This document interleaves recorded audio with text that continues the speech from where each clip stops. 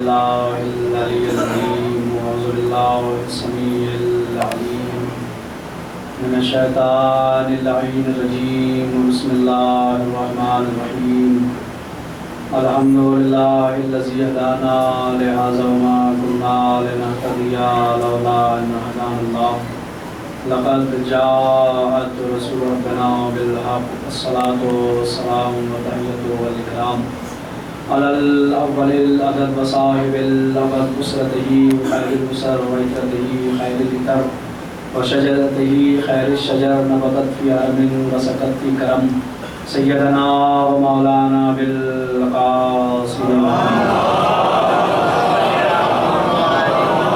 وعلى آل بيته الطيبين الطاهرين المعصومين المظلومين ولعنة الله على أعدائهم أجمعين من يوم ظلمهم إلى يوم الدين أما بعد فقد قال الله سبحانه وتعالى في القرآن الحكيم بسم الله الرحمن الرحيم ونريد أن نمن على الذين استضعفوا في الأرض نجعلهم أئمة ونجعلهم الوارثين بالصلوات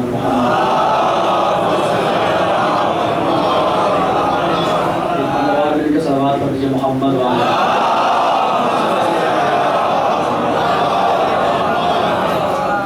ذرا ذرا سا زحمت فرما لے تاکہ پھر بعد میں تھوڑا تھوڑا سا آ جائے ایک دوسرے سے نہ کہیے جو آگے ہوئی آگے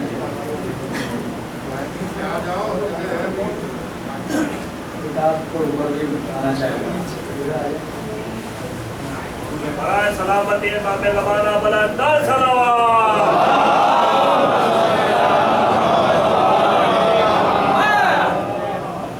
ایک دوسرے سے نہ کہیے جو آگے ہو اور آگے بڑھ جائے تھوڑا سا دوسرے سے نہ کہیے تو آپ جائیں آپ فرش ایسا ہے جو ذرہ جہاں ہے وہیں آفتاب ہے اور جو لوگ باہر ہیں ان سے میں گزارش کروں گا کہ امام بارگاہ میں اب کوئی اندر جگہ نہیں ہے تو لہٰذا باہر گلی کے اندر کوئی کھڑا نہ رہے چونکہ حالات آپ سب کے کچھ نظر ہیں اگر کوئی عزادار آتا ہے تو سامنے وہ ہال خالی ہے وہاں پہ اس کو اٹھایا جائے اور ممبر ہم نے وہاں سے اسی یہاں پہ رکھوا دیا تاکہ سامنے گھر میں بھی اگر کوئی بیٹھے گا تو سب سے ذاکر نظر آئے گا اور وہاں بھی اگر جگہ نہ رہے تو برابر میں مسجد کا جو ہال ہے وہ خالی ہے وہاں پہ فرش بچھا ہوا ہے وہاں پہ بیٹھ جائے لیکن گلی کے اندر برائے مہربانی لیکن جتنے بھی عزادار مجلس میں آتے ہیں وہ سب کسی کے مہمان نہیں ہیں وہ جناب سیدہ کے مہمان ہیں تو لہٰذا ان کے ساتھ کلامی کرنا ان کے ساتھ انہیں کسی چیز کو منع کرنا یہ کسی کی اتنی ضرورت نہیں ہے کہ انہیں کچھ کہے جو عزادار مجلس میں آیا وہ ہماری سراخوں پہ ہے لیکن حالات پیش نظر ہے حکومت کے گائیڈ لائنس مجتہدین کرام کے احکامات آپ سب جانتے ہیں آپ کے پیش نظر ہیں ان کو فالو کرنا ہمارا فریضہ ہے لہٰذا اس کو فالو کرتے ہوئے امام بارگاہ جسے کل باہر لوگ کھڑے تھے آج برائے مہربانی گلی میں کوئی کھڑا نہ رہے ان کے لیے بیٹھنے کے لیے انتظام کیا گیا ہے چاہے تو باہر بیٹھے وہاں سے مجلس سنیں تبرک انہیں پہلے دے دیا جائے اور مجلس ختم ہونے کے بعد بھی جو ماتمی دستہ ہے وہ امام بارگاہ میں رکے باقی تبرک پہلے تقسیم ہو چکا تبرک لیں اور اپنے اپنے گھر تشریف لے جائیں کل بھی میں نے دیکھا کہ کچھ لوگ تھے جو کھڑے ہو کے گروپ بنا کے باتیں کر رہے تو یہ مناسب نہیں ہے کسی ایک کی وجہ سے بھی اگر مجلس میں حرف آتا ہے تو وہ جناب سیدہ کو کیا جواب دے گا اگر میری وجہ سے کسی کی وجہ سے حالات پیش نظر ہے ان حالات میں ہم مجلسیں کر رہے ہیں یہ غنیمت ہے اسے غنیمت سمجھتے ہوئے حکومت کو یا پولیس کو اتنا موقع نہ دیں کہ وہ آ کے ہم پہ کوئی سختی کرے یا ہم پہ کوئی کارروائی کی جائے کسی بھی طرح کی جائے تو بہرحال امام بارگاہ میں اب جگہ نہیں ہے تبرک لیں اور سامنے بیٹھے وہاں جگہ نہیں ہے تو برابر میں بیٹھے لیکن برائے مہربانی سڑک پہ جو کوئی بھی عزادار کھڑا نہ رہے ایک صلوات پڑھ لیجیے مجھ کے موقع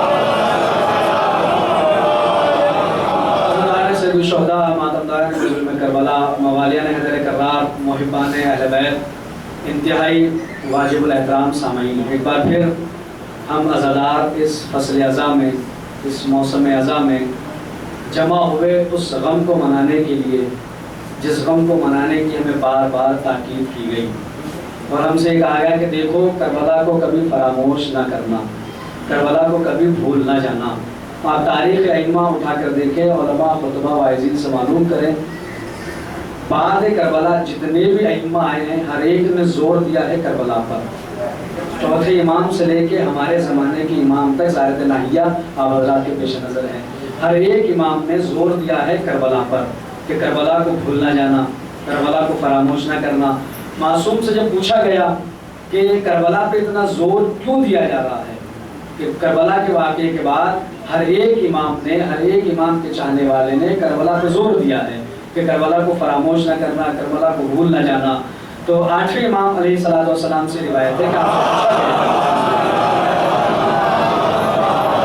پوچھا گیا، وقت اتنا کم ہے کہ میں تمہید نہیں کر سکتا ہوں، میری مجبوری ہے، لیکن ایک جملہ میں کہہ کے اپنے عنوان کی طرف آ رہا ہوں۔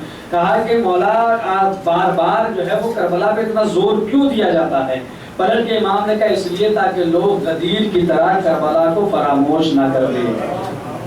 جیسے لوگوں نے غدیر کو بھلا دیا، ایسے ہی لوگ کربلا کو نہ بھول جائے، اس لیے بار بار زور دیا گیا کہ دیکھو کربلا کو یاد رکھنا، کربلا کو فراموش نہ کرنا، اس لیے کہ امام حسین کی قربانی نے، آپ جانتے ہیں انسانیت آدم سے لے کے خاتم، یہ تمام تر جملے آپ سب سنے ہوئے ہیں، ہر ایک کی نبوت کو بچایا، ہر ایک کو بچایا ہے، اور قربانیاں دے دے کے امام نے بچایا۔ جنگ کا آپ کا ارادہ تھا ہی نہیں، جنگ کرنے تو آپ گئے ہی نہیں تھے، اس لیے کہ جو جنگ کرنے جاتا ہے وہ طاقت سمیٹ کے جاتا ہے۔ اگر کوئی جنگ کرنے جائے گا تو اپنی طاقت کو سمیٹ کے لے کے جائے گا۔ امام حسین نے اپنی طاقت کو سمیٹا نہیں ہے، بلکہ ایک شجاع عرب میں سب سے بڑا جو شجاع تھا، جسے عبداللہ ابن جعفر کہا جاتا ہے، آپ کو انہوں نے مدینے میں چھوڑا، محمد حنفیہ کو جو ہے آپ نے مکے میں چھوڑا، اور ایک اور تھا جو سب سے بڑا شجاع اور بہادر تھا، جس کے باپ جو ہے عرب کے شجروں سے واقف تھا۔ سمجھ میری بات؟ ایک تھا جس کا باپ عرب کے شجروں سے واقف تھا، اسے آپ نے کوفہ بھیج دیا۔ ایک چھوٹی سی آراضی تھی، میں آپ کو بتاؤں، چھوٹی سی زمین، وہ قبضہ لی تھی حاکم شام نے، تھی وہ حضرت عقیل کی۔ جب آپ پہنچے دربار میں تو دیکھا کہ بیٹھا ہوا حاکم شام، اور پہلو میں اس کا بیٹا یزید بیٹھا ہے، آنکھوں کی بینائی ذرا سی کمزور تھی عقیل کی۔ یہ جملے 8 محرم کو بھی کام آئیں گے، انہیں محفوظ کر کے رکھیے گا جب 8 محرم آئے گی۔ میری ذاکری کا مزاج ہی ہے، ذرا سا سسپینس رہتا تاکہ مجمع کل پھرا ہے کہ مولوی صاحب آگے میں کیا بیان کرنے والے ہیں۔ یہ جملے 8 میں کام آئیں گے جو آج میں کہہ رہا۔ جب گئے عقیل تو دیکھا آنکھوں کی بینائی کمزور ہے، تخت پہ حاکم شام، پہلو میں بیٹھا یزید، تو پوچھا تیرے پہلو میں کون ہے؟ حاکم شام نے کہا میرا بیٹا یزید ہے۔ تو پلٹ کے عقیل نے کہا اچھا وہ بیٹھا ہے کہ جب پیدا ہوا تھا تو 6 لوگ دعوے دار ہوئے، میرا بیٹا۔ ابھی پیچھے والے میں پہنچا ہی پایا بات ان کو، 6 لوگوں نے دعوے دار ہوئے کہ یہ تو میرا بیٹا ہے، یہ تو میرا بیٹا ہے۔ اب عقیل کے سامنے کون بولے؟ کیونکہ انہیں تو پتا تھا کون کب اور کیسے پیدا ہوا۔ اس کے بعد کہا تو نے میری زمین قبضہ، یہ کہا نہیں زمین تو نہیں قبضہ ہی ہے۔ اس نے کہا تجھے معلوم ہے میرا ایک بیٹا بھی ہے جس کا نام میں نے مسلم رکھا ہے۔ عقیل کا جملہ سنیے گا، آپ کو پتا چلے کہ مسلم کتنے بڑے شجاع اور بہادر ہے۔ 2 محرم علماء خطبہ بزرگوں کا اصول رہا کہ حضرت مسلم کا ذکر کیا کرتا، تو میں آ گیا بلا تمہید، بغیر تمہید کے اپنی منزل تک۔ خدا کی قسم نے جملہ سنا تو میں منزل تک جاؤں گا، ورنہ شارٹ کٹ لے کے نہر والے راستے سے سیدھے نکل جائے۔ کاہے کو نیت ایکسپریس دے کے بچایا جائے، پھر تو نہر والا راستہ پکڑے موہن نگر سے سیدھا مظفر نگر پہنچ جائے، ہے نا؟ شارٹ کٹ پہ مجبور نہ کیجیے گا۔ عقیل نے کیا کہا کہ پہلے تو یزید کے لیے کہا، اس کے بعد کہ میرا ایک بیٹا ہے، جیسے علی نے عباس کو مانگا ہے ویسے میں نے مسلم کو مانگا ہے، ویسے میں نے مسلم کو مانگا ہے۔ ایک بار کہا کہ میں شام یاد رکھنا، تو بھی یاد رکھ، اپنے بیٹے سے کہہ کے مرنا کہ میں نے تو زبان سے بات کی لیکن میرا بیٹا زبان سے بات نہ کرے گا، جب بھی بات کرے گا تو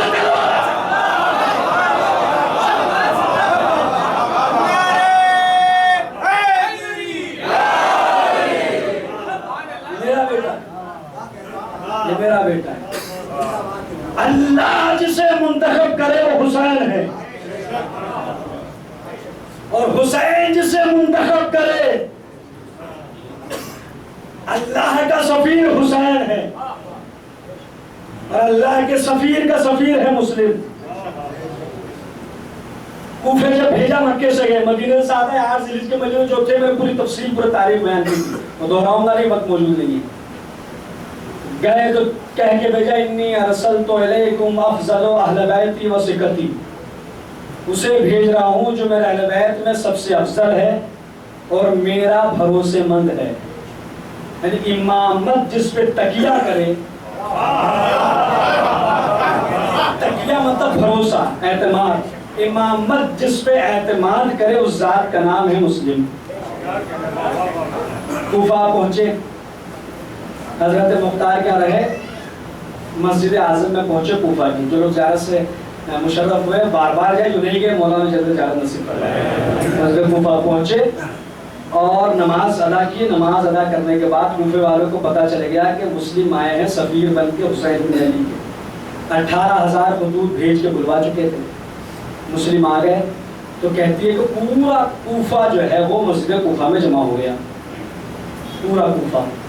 نماز عشاء تمام ہوئی، حسین کا سفیر کھڑا ہوا اور آپ نے جو دیکھا تو روایتوں میں لکھا 30,000 کا مجمع سامنے.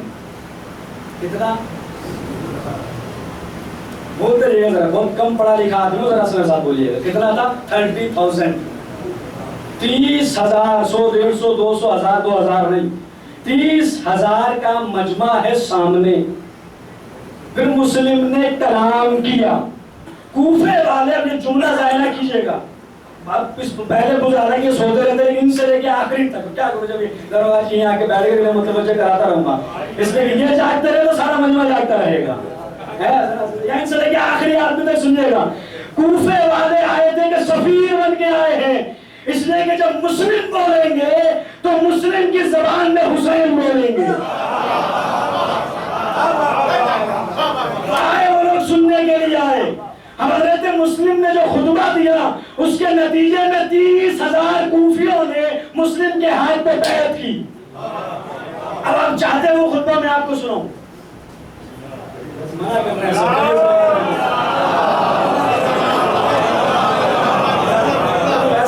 ایسے نہیں ایسا نعرہ لگائے کہ ہو کہ ارادہ ہونے پا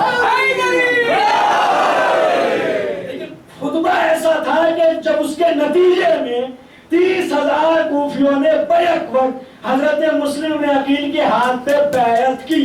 کھڑا ہوا عقیل کا بیٹا.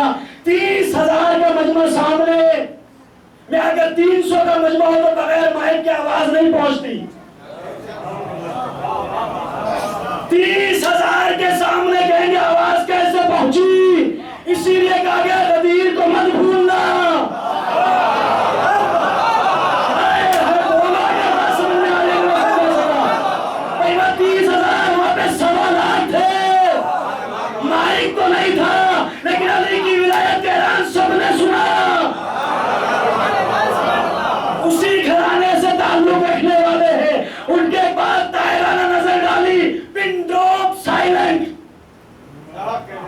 سوئی گرے تو آواز ہو.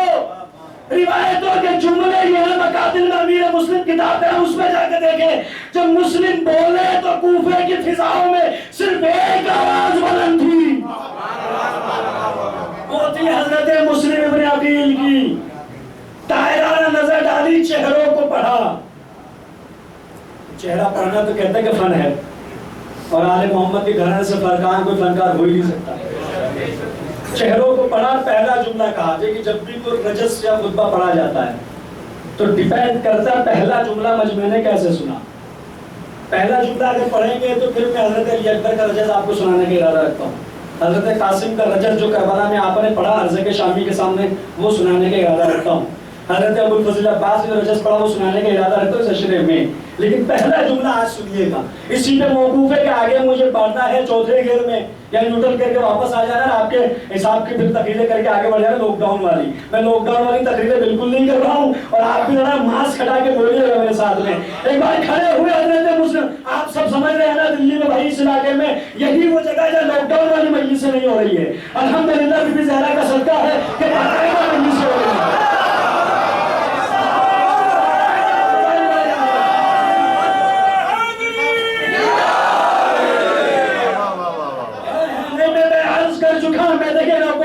جذبے والی بات ہے نہ جوش والی بات ہے، لیکن لاک ڈاؤن والی مجلس خدا کی قسم میں بی بی زہرا کا صدقہ ہے اور کسی کا نہیں. کوئی اپنے آپ کو ہیرو نہ بنے، اپنے آپ کو کچھ نہ سمجھے.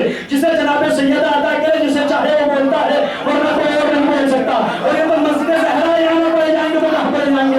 مسلم کھڑے ہوئے پہلا جملہ سنیے گا. کھڑے ہونے کے بعد طاہرانہ نظر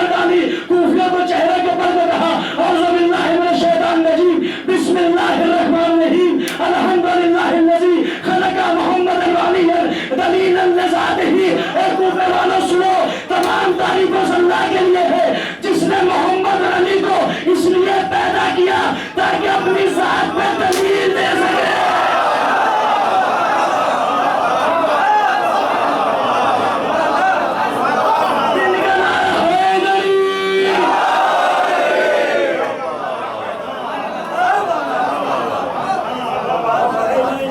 گوتم پوری کے مومنین، یہ کوئی انصاف والی بات نہیں ہے کہ پڑھوں بھی میں ہی اور نعرے بھی میں ہی لگاؤں۔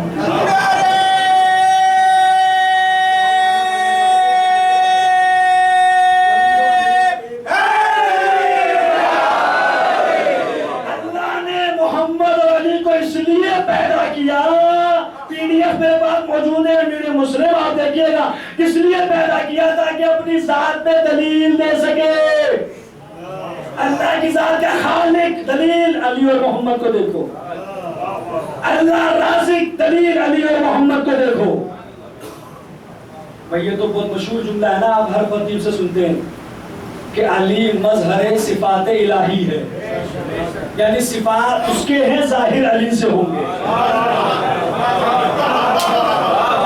یہی حضرت مسلم نے سمجھانا چاہا ہے کہ صفات ہے اس کے، ظاہر ہوں گے علی سے۔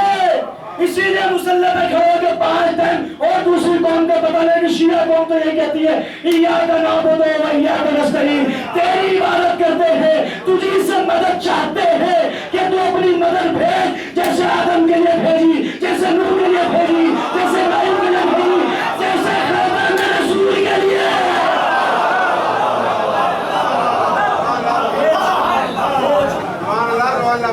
اللہ میاں تو نبیوں کی مدد کرنے نہ آیا۔ یہ جو لوگ خاموش ہیں، مجھے بھی ذرا دلیل بعد میں دیجیے گا، پہلی اصلاح کیجیے گا، کیا آیا؟ حضرت یوسف کنویں سے نکالنے والا کون؟ ابراہیم کی آگ گلزار کرنے والا کون؟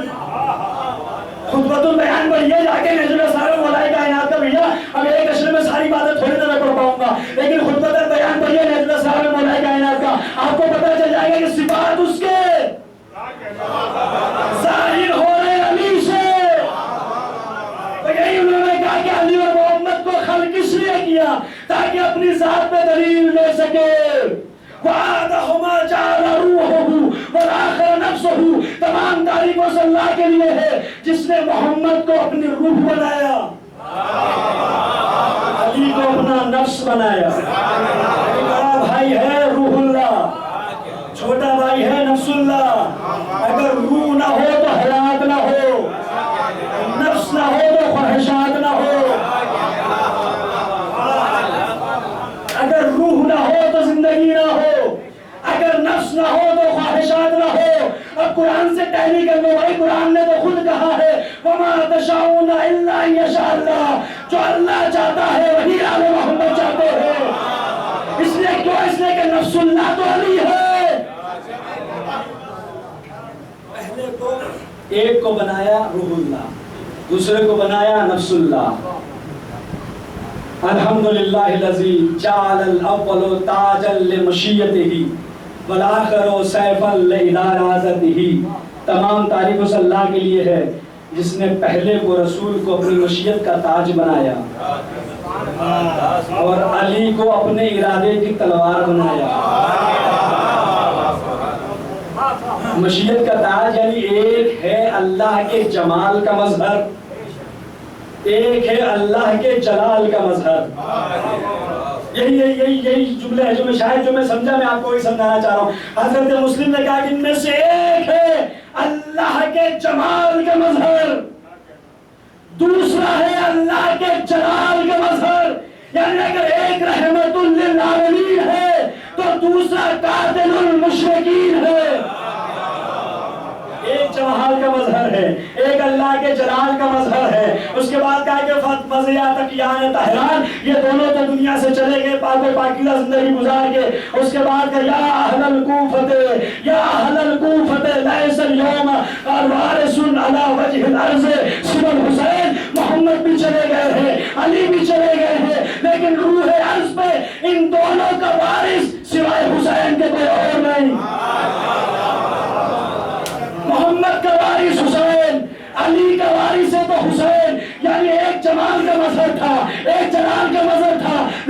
حسین وہ ذات ہے جو اللہ کے جمال کے مظہر بھی ہے، اللہ کے جلال کے مظہر بھی ہے۔ ذرا سا بولتے ہیں اگر وہاں نظر میں دوبارہ سمجھا دوں گا۔ اس کے بعد کا کون؟ حسین۔ ساری باتیں میں دیکھنا میں چھوڑ مجمع ذرا سا نکل رہا ہے معاملہ۔ اب خطیب وہ ہے جو مجمع کو ہاتھ سے جانے نہ دے۔ جہاں خطیب کا ہاتھ مجمع کے ہاتھ سے چھوٹا وہی مجلس خطیب۔ اب خطابت یہی تو ہے، ذاکری لکھنا فضائل تو آپ 14 سال سے سن رہے ہیں۔ مجھ جیسے نہ جانے کتنے خطیب آئے چلے گئے، سب چلے گئے، زبانیں پیدا ہوتی رہیں گے، یہ کسب ہوتا رہے گا، آپ سنتے چلے آئے، پتہ نہیں کتنے فضائل آپ نے سنے، لیکن خطابت ذاکر یہی ہے کہ ہم ہاتھ میں ہاتھ ڈال کے مجمع کو ساتھ لے کے چلے۔ سارے جملے میں نے چھوڑے، ابھی آئے بتا رہے حسین کون؟ کا کلیم القرآن، المناجیب بالرحمن، قاسم کل خیر، المفترض طاعت والجن والانس والوحوش والطیر۔ حسین کون؟ جس سے قرآن کلام کرتا ہے۔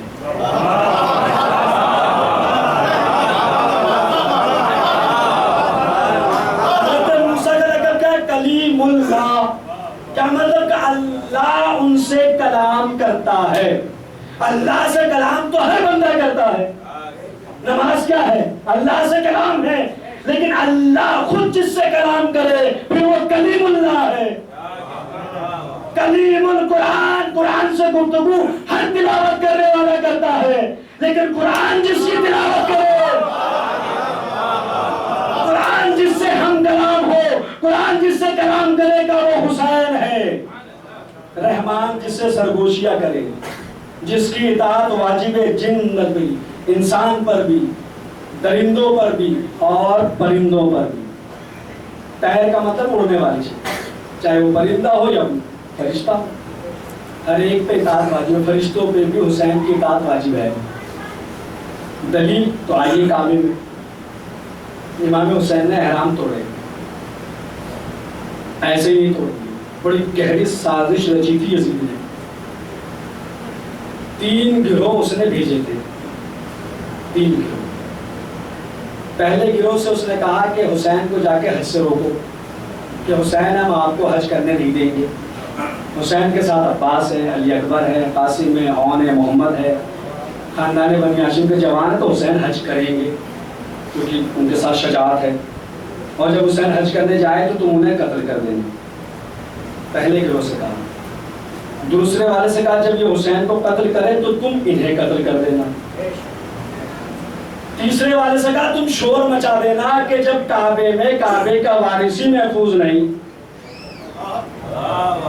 تو پھر کسی کی کیا حیثیت رہ جاتی ہے۔ تو ایسا ہوگا کیا کہ ایسے جو ہے ایک ارکان، ایک رکن دین کا ختم ہو جائے گا، حج ثابت ہو جائے گا۔ اب یزید کی سازش کس کے خلاف تھی؟ امام حسین کے خلاف نہیں، عبادت کے خلاف، اسلام کے رکن کے خلاف۔ اس کا مقصد تھا کہ حج ثابت ہو، تو یہ سازش رچی۔ امام نے ایک قدم پیچھے ہٹایا، کعبے کی حرمت کو بچایا۔ نہیں ایسے بہت آسانی سے میں آپ کے جملے پہنچا رہا ہوں۔ کعبے کی حرمت کو اس لیے بچایا کہ قرآن کہہ چکا کہ کعبہ چاہے امن ہے، یہاں پہ خون نہیں بہایا جا سکتا۔ اگر خون بہتا امام حسین کا تو کعبے کی بے حرمتی ہوتی۔ حسین نے ایک قدم پیچھے ہٹایا، کعبے کی حرمت کو بچایا، اللہ کے رکن کو بچایا، اللہ کے گھر کی حرمت کو بچایا اور حج کو بچایا۔ اب جملہ ظاہرہ کیجیے گا، جس حسین کا ہٹتا قدم حرمت بچا لے، حج بچا لے، اس کا بڑھتا قدم نہ جانے کیا کیا بچا کے دے گا۔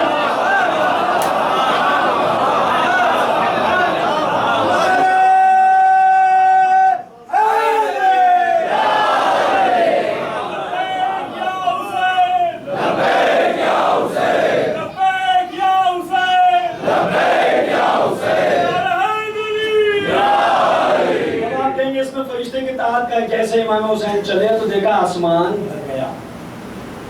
اب آسمان میں انسان تو جائے گا نہیں چونکہ وہ اڑنا نہیں جانتا۔ جبریل آ گیا تمام فرشتوں کو لے کر، ہم آپ کے ساتھ ہیں۔ امام حسین نے کہا کہ یہ میرا اس کا معاملہ ہے، صاحبان عرفان ہے خدا کی قسم کہا دیا جبریل ہٹ جا درمیان میں، تو لقائے رب کا معاملہ ہے، یہ تو میرا اور اس کا معاملہ ہے. کہا کہ حسین ہمارے اوپر آپ کی اطاعت فرض قرار دی گئی ہے، فریضہ ہے ہم آپ کی اطاعت کریں. یہی حضرت مسلم نے کہا کہ اس کی اطاعت. اس کے بعد اب جو جملے، دو جملے صرف، خدا کی قسم اگر دل میں عشق علی ہے اور اس کے حسین ہے تو فرش پہ نہیں رہیں گے، یہ میرا وعدہ ہے.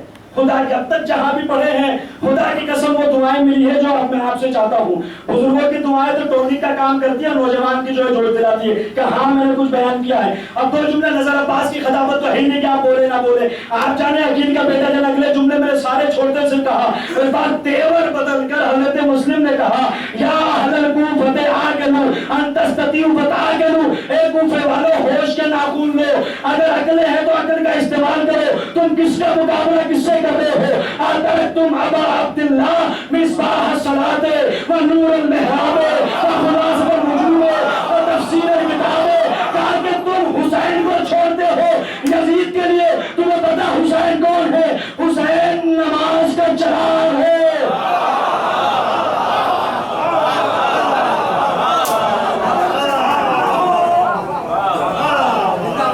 اگر لائٹ نہ ہو تو کیا ہوگا؟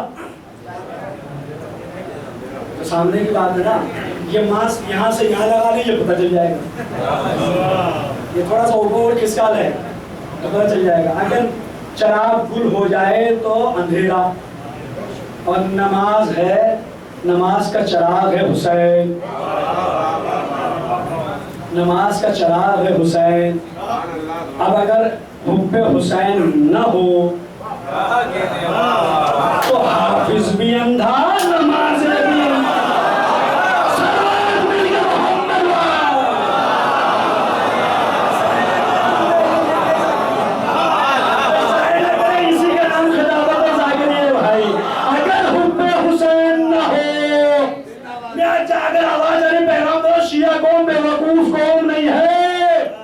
شیعہ قوم بیوقوف نہیں کہ چوراہوں پہ کھڑے ہو کے کہتی ہے بے حب اہل بیت عبادت ہے.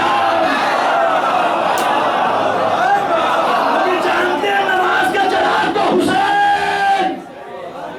اور یاد رکھنا ہماری نماز میں اور نبی کی نماز میں بڑا فرق ہے. ہماری نماز اور ہے، نبی کی نماز اور ہے. ہماری نماز ایسی ہے کہ جسم مسلح پہ دماغ بازار میں، اور نبی کی نماز ایسی ہے، نبی کو تو جانے دے، ان کے وسیع کی نماز ایسی ہے کہ پاؤں میں تیر لگے. ہے نا واقعہ؟ یا رسول اللہ جب بھی تیر کھینچتے علی کو بڑا درد ہوتا ہے. کیا کب نکالے؟ کہا جب علی سجدے میں ہو، کیونکہ نماز ہے مومن کی معراج، سجدہ ہے نماز کی معراج، اور نبی ہے خود صاحب معراج، اور علی ہے جو پردے میں بولا. نماز ہے، نماز میں جب سجدے میں ہو تب نکالنا تو درد نہیں ہوگا. اب بکواس کرتے ہیں وہ لوگ جو تقابل کرتے ہیں نماز اور حسین کا. ہوشیار رہنا ایسے لوگوں سے تقابل کرتے ہیں یہ افضل کہ یہ افضل. یہ عقیدے کی خرابی ہے کہنا کہ یہ افضل کہ یہ افضل. دونوں کا کوئی تقابل ہو ہی نہیں سکتا.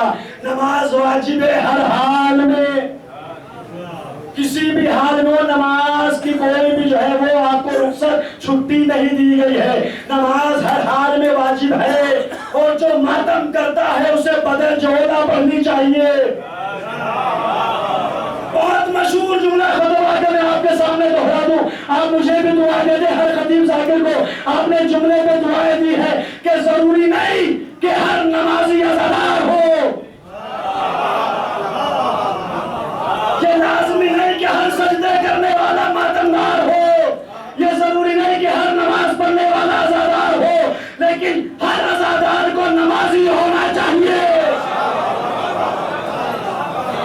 ماتمدار ہو تو نماز ترک نہ کرنا، علی اکبر کے ماننے والے ہو تو نماز نہ چھوڑنا، ماتم کرنے والے ہو تو نماز ترک نہ کرنا. کوئی تقابل ہو ہی نہیں سکتا. نماز فروع دین ہے، امامت اصول دین ہے. حسین امام ہے تو اصول دین ہے. بڑا فرق ہے ہماری نماز اور نبی کی نماز میں. ایک ہمارا سجدہ اور ہے, نبی کا سجدہ اور ہے. اور ہم نے تو دیکھا کہ نبی ہے سجدے میں, نواسا آیا پشت پہ بیٹھا تو نبی نے سر اٹھا لیا. پیچھے والا باس میں اٹھایا, کیا کہتے رہے؟ سبحان ربی الاعلیٰ و بحمدہ, سبحان ربی الاعلیٰ و بحمدہ. سجدے میں کتنی بار کہنا واجب؟ 1 بار واجب, 3 بار مستحب, 7 بار کہے تو اور بہتر. اور اگر جماعت ہو رہی ہو تو توضیح المسائل میں جا کے دیکھیں کسی بھی مجتہد کی, امام جماعت کے لیے شرط ہے کہ وہ جماعت کا خیال کرتے ہوئے جماعت کو طول نہ دیں. فتویٰ ہے نا مجتہدین کا, مسئلہ توضیح المسائل. کیوں؟ کوئی ایسا بزرگ بھی موجود ہو سکتا ہے جو بیمار ہو, کھڑا نہ رہ سکتا ہو زیادہ دیر, جو ہے وہ کسی کو گیس کی پرابلم, کسی بھی پرابلم ہو سکتی ہے نماز میں.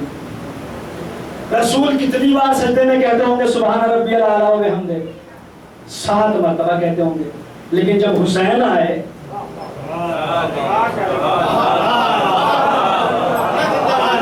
جس نے خدا کی قسم جو بولے ان کی سماعتوں میں سلام ہے, کتنی بار کہا؟ 70 مرتبہ کہا. 70 سے مراد میرا عزیز نہیں کہ کوئی گن رہا تھا وہاں پہ کہ 1 2 3 4 5 70 ہو گئے حضور بس کیجئے. 70 کا ایک کثرت پہ دلالت کرتی ہے. جبریل نے کہا جب تک حسین نہ اترے, جب تک وہ مجھے گیر بدلنا بھی آتا ہے, میں اپنے انداز میں اگر پڑھوں گا تو پھر میں دیکھوں کون خاموش رہے. کہا جب تک حسین نہ اترے آپ کہتے رہے سبحان ربی الاعلیٰ و بحمدہ, سبحان ربی الاعلیٰ و بحمدہ, سبحان ربی الاعلیٰ و بحمدہ. 7 مرتبہ ذکر کرنے والے رسول نے جب حسین آگے بیٹھے تو 70 مرتبہ کہا. تو پتہ چلا اگر نماز میں حسین کی محبت ہو تو نماز باطل نہیں, اس میں اضافہ.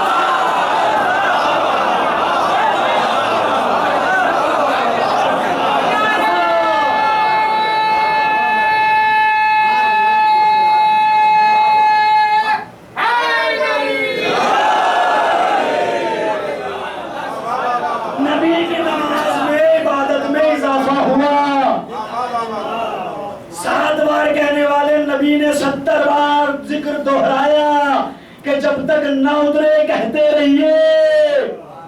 اب یہ تو سوچنا بھی گناہ ہے کہ سجدے میں اللہ کا نبی ہو اور کسی اور کا خیال آئے.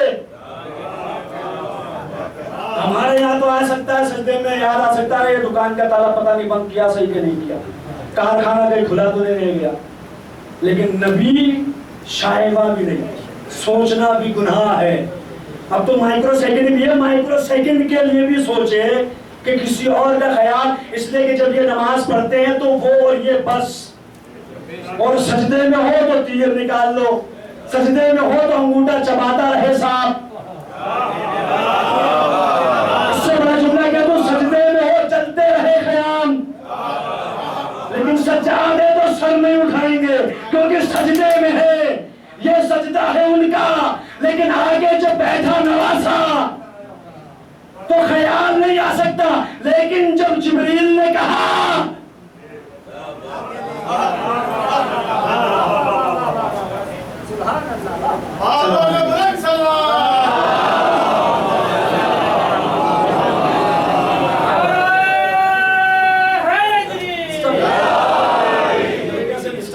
کچھ نہیں ہے سارا آپ اپنے میٹر متوجہ لیے گا.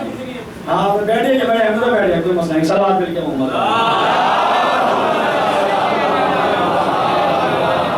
بات میں نے ختم کر دی ہے. کوئی بچے بھاگ رہے تھے ڈسٹرب نہ کرو یار, صلوات مل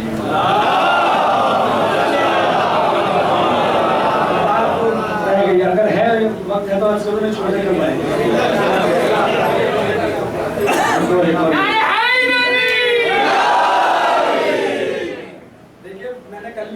دہشت کے ماحول میں یہ نفس مطمئنہ کا ادارہ ہے, تو مطمئن ہو کے بیٹھے رہیے. آگے فضائل علی کی معراج ہے, اور معراج کا مطلب تو بلندی پہ ہے, باقی تو دنیا نیچے رہ گئی ہے. میاں کہاں کس چکر میں آپ اب بولنے گا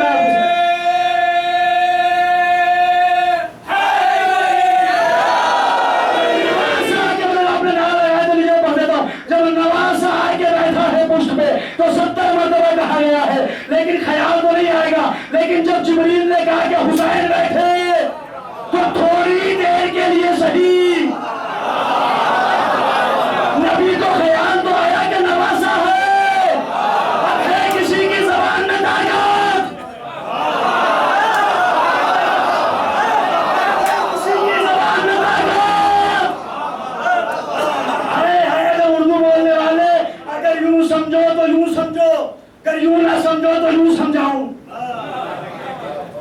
اردو زبان آپ ہی کی ہے, پہلا بوسہ لکھنؤ والوں نے ہے, کریڈٹ لکھنؤ دے گیا ہے, ورنہ سندھ زبان دہلی والوں کی ہے اردو. پر یہ اردو اس سے تو پتا چلا سندھ زبان آپ ہی لوگوں کی ہے. اب تو آپ بھی دہلوی کہلاتے ہیں. لکھنؤ والے بات بہت سے کریڈٹ لے جاتے کہ ہماری زبان ہے. اگر یوں سمجھو تو یوں سمجھاؤ, نہیں تو پھر میں آپ کو یوں سمجھاؤں. اب کسی کی زبان میں طاقت ہے. اب یوں سمجھو کہ حسین ابن علی تھا, اصول تک پہنچا, عبادت نبوی کے حصول تک پہنچا, خیال سید عرب کے شمول تک پہنچا, صفوں کو چیرتا پشت رسول تک پہنچا.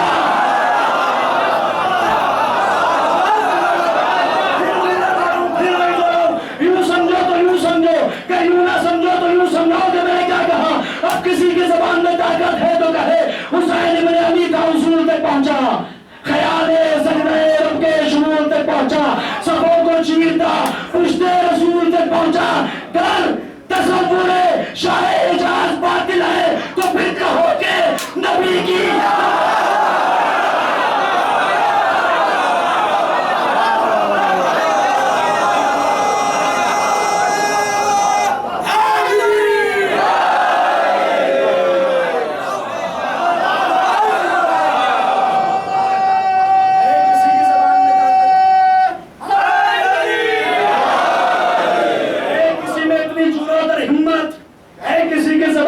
طاقت جو کہے. اب تو سمجھو کہ محب اہل بیت عبادت حرام ہے. شیعہ قوم کو بیوقوف نہ سمجھو کہ بیوقوف قوم ہے. شیعہ قوم بیوقوف ہے. چوراہوں پہ کھڑے ہو کے کہتے ہیں نا ہم, تو لوگ سن کے بولتے بھی نہیں ہیں. انہیں پتا ہے نا کہ بولیں گے تو جواب تو فوراً. یہ مجلس حسین کا فیض ہے. تو نماز کا چراغ ہے حسین, کوئی تقابل نہیں ہو سکتا, کوئی مقابلہ نہیں ہے. ایک اصول ہے, ایک فروع ہے, اور فروع کا اصول سے کیا تقابل, نماز کا حسین سے کیا تقابل. کسی خطیب کا بہت اچھا جملہ ہے کہ مجلس عزاداری مکتب حسین ہے اور نماز مقصد حسین ہے. نہ مکتب چھٹنے پائے نہ مقصد چھٹنے پائے. سچا عزادار اور حسینی تو وہی ہے جو مجلس میں بھی آئے تو نماز پڑھ کے آئے, تاکہ باوضو رہے, نماز پڑھ کے آئے تاکہ باوضو رہے. اگر نماز کا چراغ حسین ہے, محراب کا نور حسین ہے. لیکن محراب تو ہر مسجد میں ہے, اگرچہ بوزیلی میں ایک مینار کھا گئے لوگ, جن کی مسجد ایک مینار ہوتی ہے, محراب تو ان کے یہاں کی ہے کہ نہیں. بڑا دیکھیں اندر فور وال معاملہ, تو میں نے کہہ دیا, ورنہ میں بھی جانتا ہوں کہ ساری باتیں نہیں کہی جاتی. لیکن کیا کریں, منبر سے کہیں نہیں جائے گی, کتابوں میں چھپائی نہیں جائے گی, ہے نا. ایک بغض علی میں پہلے تو بسم اللہ اڑائی, پھر مسجدوں سے محراب گئے, مینار اڑا دی. اب جانا کیا کیا اڑانا باقی رہ گیا علی کے بغض میں. محراب ہر چیز کی محراب مسجد میں ہے, اور اس کا نور ہے حسین. اور محراب بنا ہے حرب سے, ہائے حلوہ رے اور بے, حرب. حدیثی کے ساتھ پڑھتے ہیں کیا کہا, یا علی حربوں کا حربی, یا علی تجھ سے جنگ مجھ سے جنگ. حرب کے معنی کیا ہوا, جنگ, لڑائی, جنگ. اور محراب ہے اس میں مکان, یعنی جنگ کرنے کی جگہ. اب میں مسجد میں باوضو ہو کے جائیں جنگ کرنے, کہا کہ آپ سمجھے نہیں حضور پہ, آپ سمجھا دیجئے. کہ وہ ابلیس سے جنگ ہوتی ہے, ابلیس سے لڑائی ہے, اس لیے اسے محراب کہا گیا. بہت آہستہ سے کہہ دوں, اتنی آواز میں. حرب سے بنا ہے محراب, حرب کے معنی جنگ. محراب ہے اس میں مکان. کسی بھی عالم سے تصدیق کر لیجئے گا, جب وہ تصدیق کر دے تو پھر امام جمعہ بھی ہمارے موجود ہے, ہمارے بزرگ عسکری صاحب کے دائیں موجود ہے, دونوں سے دو گواہی تو کافی ہو جائے گی.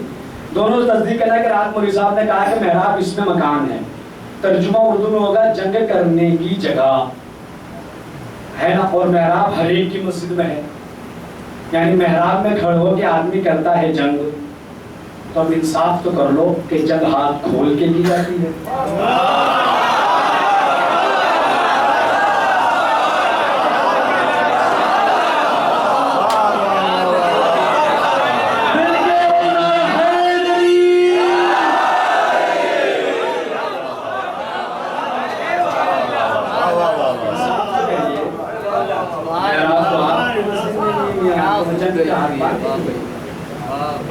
جب تک کھلے گا اتنے میں تو سر جو ہے وہ بیلون بن جائے گا،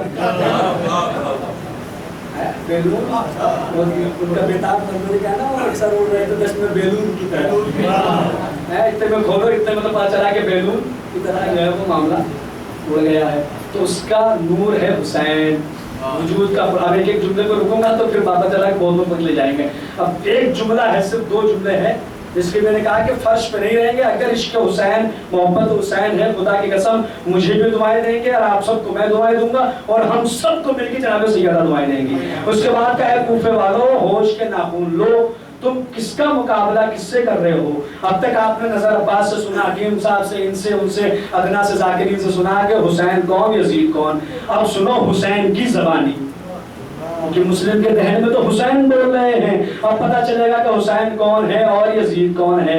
ایک بار پلٹ کے کہا حل یستوی الحمام الغبی والحیات الغبی، کہ اے کوفے والو عقل کے ہوش کے ناخن لو، بدبودار موت اور نور بھری زندگی برابر ہو سکتے ہیں۔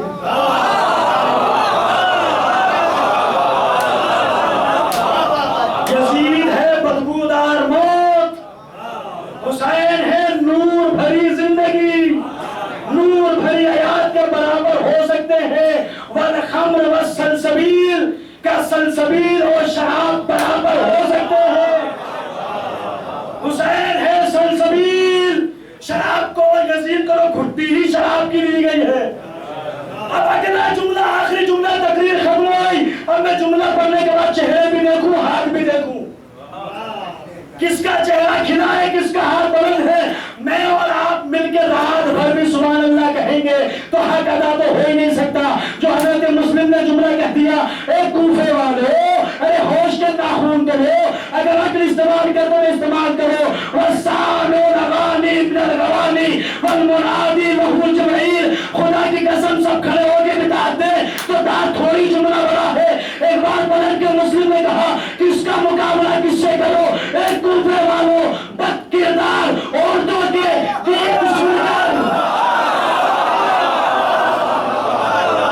جملہ مکمل کرنے پہ میں خاموش ہوں، آپ بولیے گا۔ اب جسے پتا ہے کہ یزید کہاں پیدا ہوا، کس کی آغوش میں پلا، وہ جملے کو سمجھے گا کہ بد کردار عورتوں کے گیت سن کر سونے والا یزید کہاں، جبریل کی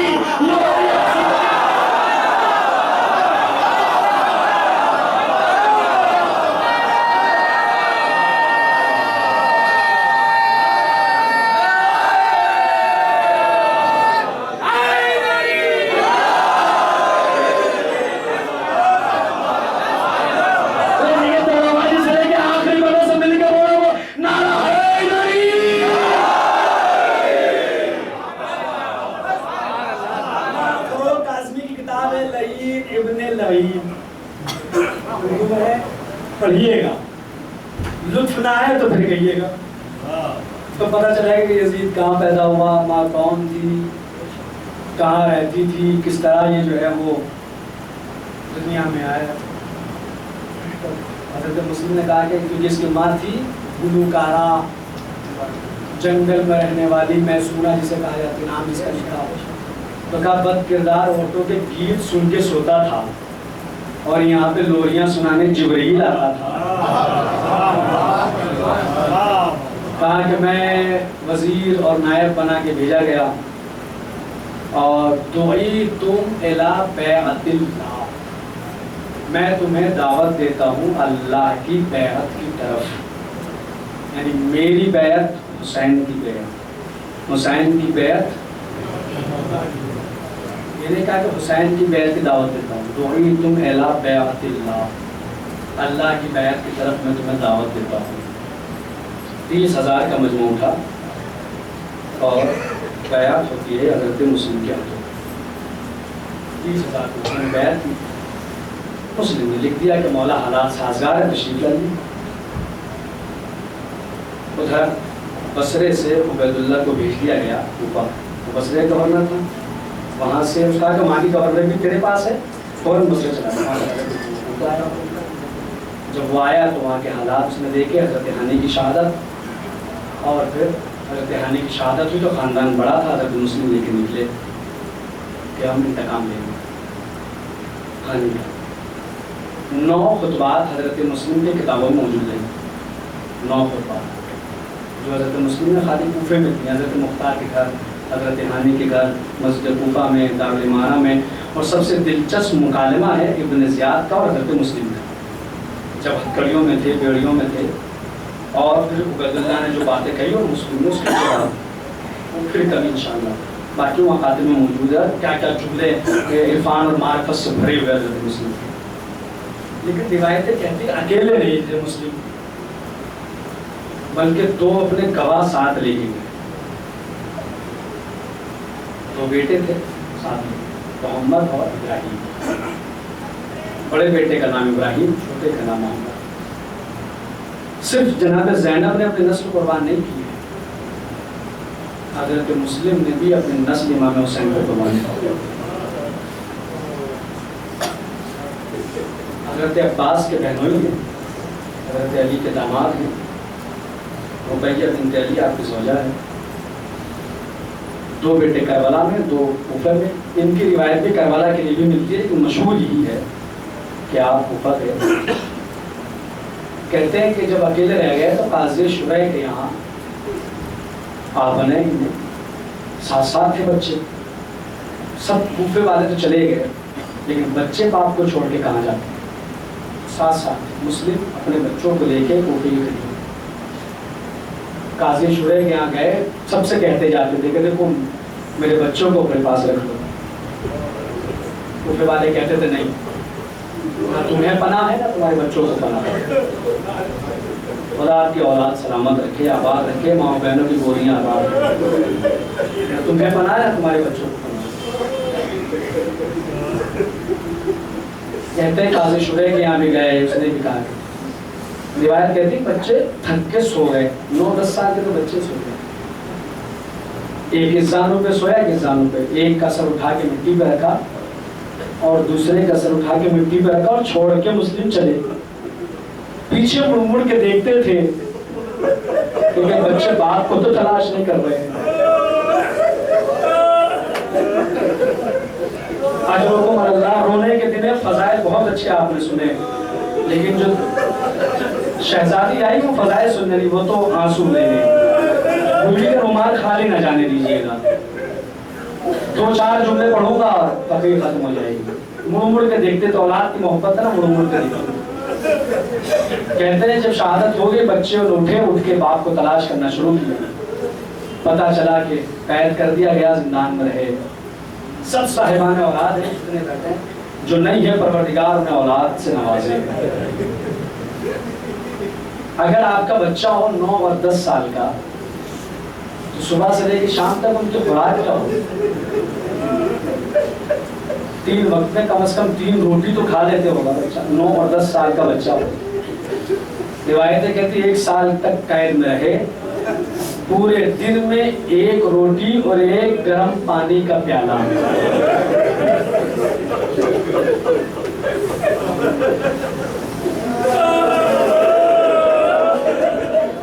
اللہ جانے رقیہ کے لحاظ کس طرح سے زندہ رہے۔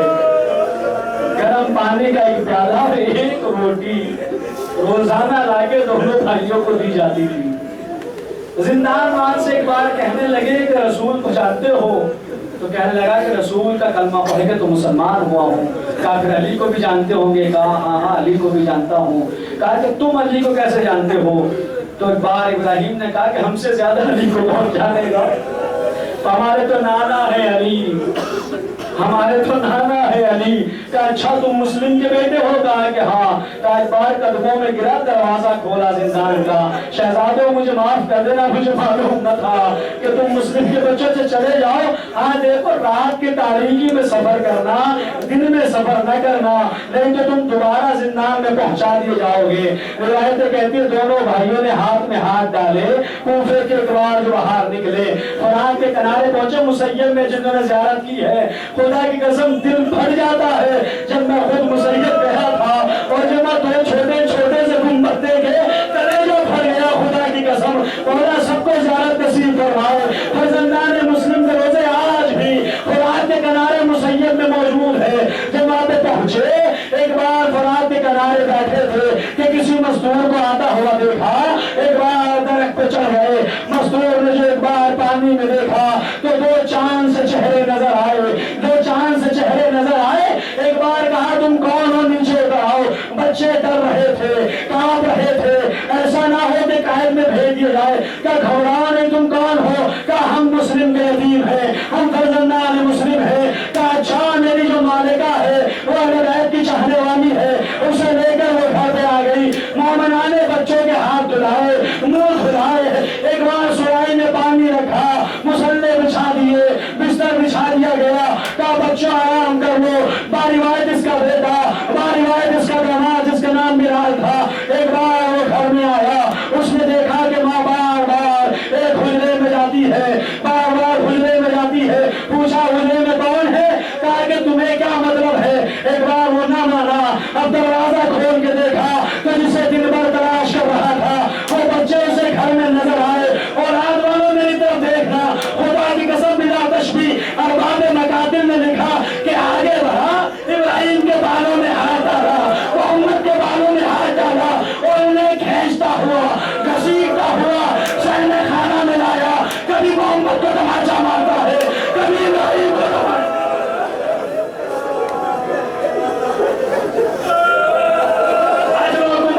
کبھی بڑے بھائی کو تماچا، کبھی چھوٹے بھائی کو تماچا، صحن خانہ میں باندھ دیا گیا۔ ارے ماں کہتی رہی کہ ان پہ ظلم نہ کر۔ ایک بار کہتے ہیں کہ انہیں بالوں سے پکڑ کے گھسیٹتا ہوا فرات کے کنارے مقام مسیب پہ لے آیا، تلوار کو بہینا کیا، چاہتا ہے کہ بڑے بھائی کو قتل کرے کہ چھوٹا بھائی آگے بڑھے گا، کہ بڑا بھائی تو باپ کی جگہ ہوتا ہے۔ ایک مرتبہ یتیم ہو گیا، دوبارہ یتیم نہ کرنا، چاہتا ہے چھوٹے بھائی کو قتل کرے۔ بڑا بھائی نے کہا ارے بابا نے میرے حوالے کیا تھا، میرے بھائی کو قتل نہ کرنا۔ روایتیں کہتی ہے بلکہ میر انیس نے کہہ دیا کہ حشر بپا ہو گیا، خنجر کے تلے پر بھائی نے گلا رکھ دیا، بھائی کے گلے۔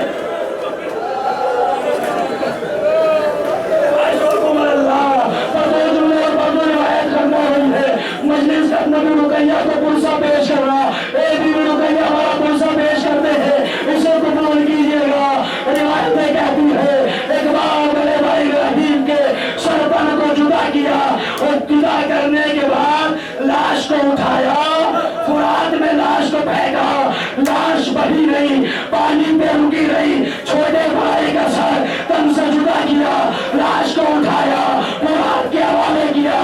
ادھر سے بڑے بھائی کی لاش چلی، ادھر سے چھوٹے بھائی کی لاش چلی، بدن گیر ہوئے، ایک برقعے والی گری۔ اے ظالم، میرے بچوں نے تیرا کیا بگاڑا؟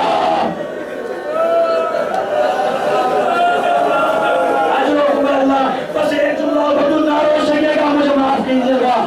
بچوں نے وصیت کی تھی کہ ہمارے کرتے اتارے جائیں اور مدینے پہنچا دیے جائیں۔ روایتیں کہتی ہے کرتے جب مدینے پہنچے تو لٹا ہوا قافلہ مدینے آ چکا تھا۔ قاصد ایک سامان لے کے آیا، کہ اس میں کیا ہے؟ کہ اس میں یتیمان مسلم کے وہ بھرے کرتے ہیں، اس میں یتیمان مسلم کے کرتے ہیں۔ Be be